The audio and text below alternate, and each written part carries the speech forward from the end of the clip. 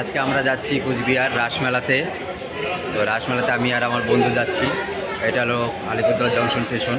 তা আমার পেছনে কিন্তু ট্রেন আছে, তো এই ট্রেন করে কিন্তু আমরা যাবো। ট্রেনটা অনেক তাড়াতাড়ি চলে এসেছে, আর একটু দেরি হলে কিন্তু আমরা যেতে পারতাম না, ট্রেনটা চলে যেত। ঠিক আছে, তো আর কিছুক্ষণের পরে কিন্তু আমরা রওনা হব। তো তোমরা দেখতে থাকো রাসমেলার সৌন্দর্য, মদন মোহনবাড়ি সব কিছু কিন্তু আমরা দেখাবো। আমাদের ট্রেন কিন্তু ইতিমধ্যে ছেড়ে দিয়েছে। আমরা এখন কুচবিহার রাসমেলার উদ্দেশ্যে রওনা হলাম। তো আমি আর আমার বন্ধু কিন্তু ট্রেনে বসে আছি। ট্রেনটা কিন্তু একেবারেই ফাঁকা, জংশন থেকে উঠেছি, এই সময় ট্রেনটা ফাঁকাই থাকে। ঠিক আছে, এটা বামনহাট পর্যন্ত যাবে। সুন্দর সোনালি ধান ক্ষেত, তার ওপর নীল আকাশ সৌন্দর্যকে আরও 100% বৃদ্ধি করেছে।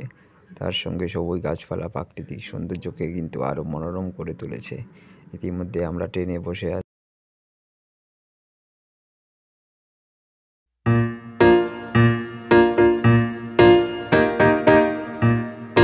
ট্রেন থেকে প্রাকৃতিক সৌন্দর্যকে আরও অনেক ভালো, অনেক সুন্দরভাবে উপভোগ করা যায়। সত্যি খুব ভালো লাগে দেখতে ট্রেন থেকে। আমরা এখন নিউ কুচবিহারে দাঁড়িয়ে আছি। নিউ কুচবিহারের অনেকটা আগেই কিন্তু ট্রেন থামিয়ে দিয়েছে, তাই আমরা এখন জঙ্গলের সাইডে দাঁড়িয়ে আছি। এই দেখো নিউ কুচবিহারের সামনে একটা গ্রামের মতন এই জায়গাটাতে ট্রেন দাঁড় করে দিয়েছে। এখানে 10-15 মিনিট হয়তো দাঁড় হবে।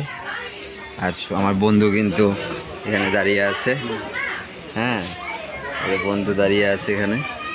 ট্রেন একদম থামা, এদিকে কিন্তু আবার গেটটা বন্ধ। ঠিক আছে, এটা খোল। বাথরুম দেখায় কি হয়, বাথরুম এদিকটা পুরাটা রোদ, এদিকে কিন্তু রোদে ভর্তি। রোদের কিন্তু ঝিলিক মারছে, সোনালি রোদের আভা কিন্তু আমরা দেখতে পাচ্ছি। আর ওই যে ইঞ্জিন, ওটা কবে ছাড়বে কে জানে। স্টেশনের নিচে নামলেই তোমার ট্রেন না না না না ওই যে দাঁড়া। দেখো বন্ধুরা, কত সুন্দর জলাশয়, মনে হচ্ছে কোনো ঝিল হবে। দেখি কতটা শান্তি লাগছে। এখানে স্নান করে কিন্তু খুব মজা হবে, মনে হচ্ছে মাছ চাষ। তো আমরা ইতিমধ্যে কিন্তু কুচবিহার স্টেশনে নেমে পড়েছি। তারপর রাসমেলা ময়দানে উদ্দেশ্যে রওনা হবো এবং রাসমেলা তোমাদের সৌন্দর্য দেখাবো, মদন মোহনবাড়ি সবই দেখাবো। এই যে আমি আর আমার বন্ধু, কুচবিহার স্টেশন এটা কিন্তু কুচবিহার স্টেশন। কুচবিহার স্টেশনের এখানে কিন্তু আমরা জমা হয়েছি। অনেক কিন্তু প্যাসেঞ্জার রয়েছে। এটা বামনহাট যাবে। তো আমরা এখন কুচবিহারে আছি। আমি আর আমার বন্ধু দাঁড়াই আছি। আমরা দুজনে এখন যাব। চলো, আমরা এখন মেলার উদ্দেশ্যে যাচ্ছি। পরে মেলাতে ঢুকবো, তারপর কী খাওয়া দাওয়া করবো ওটা দেখা যাক। ঠিক আছে, ততক্ষণ সঙ্গে থাকো, দেখতে থাকবো, খুব মজা হবে। বন্ধুরা, আমরা কিন্তু মেলাতে পৌঁছে গেছি। আর পৌঁছে কিন্তু আমরা অনেক কিছুই এখানে চোখে পড়ছে। তো দিনের বেলাতে এসেছি, তাও অনেকটাই ভিড় মেলাতে।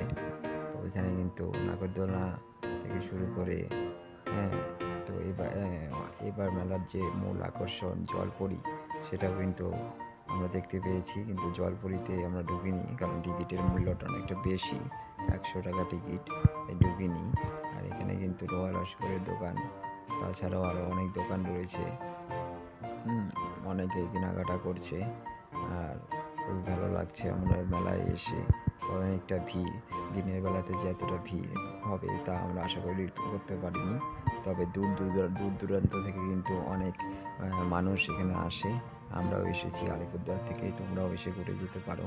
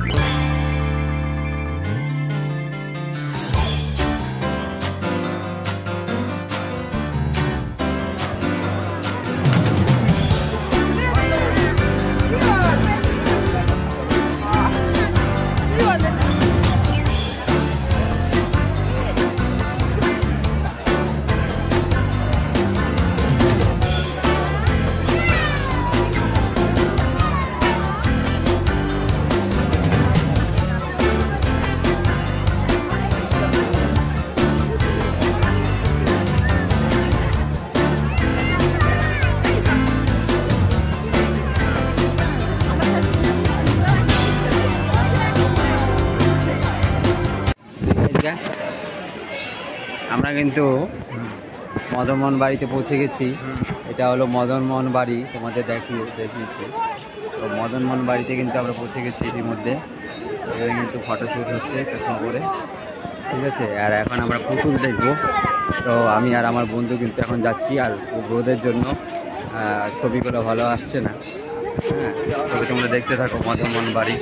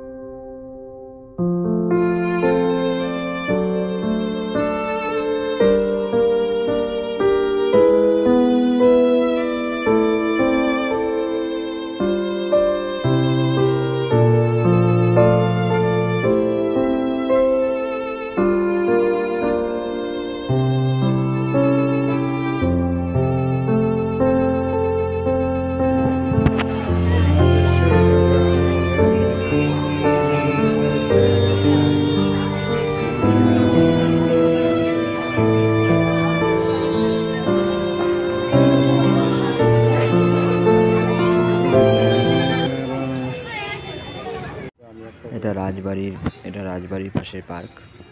এটা একটা ঝিল, এখানে কিন্তু বোর্ডিং হয়।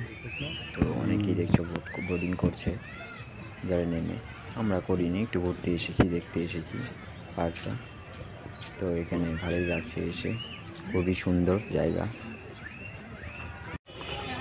তো বন্ধুরা, আমরা এখন কুচবিহার ছেড়ে চলে যাচ্ছি। রাজবাড়িতে ঢোকা হলো না, অনেকটা লাইন, তাই রাজবাড়ির আশেপাশে ঘুরলাম আর রাসমেলাটা দেখলাম, তোমাদেরও দেখালাম। কেমন লাগলো সেটা কিন্তু অবশ্যই বলবে। হ্যাঁ, লাইক করবে, কমেন্ট করবে, শেয়ার করবে। মদনমোহন মন্দিরে তোমরা দেখতে পেয়েছো অনেক ভিড়, দিনের বেলায় প্রচুর ভিড়, রাতে আরও ভিড় হবে। তোমরা একবার এসে কুচবিহার রাসমেলা ঘুরে যাও। তো আজকের মতন ভিডিওটা এখানে আমি শেষ করলাম। পরবর্তী ভিডিও পেতে আমার চ্যানেলটি অবশ্যই সাবস্ক্রাইব করবে। টাটা।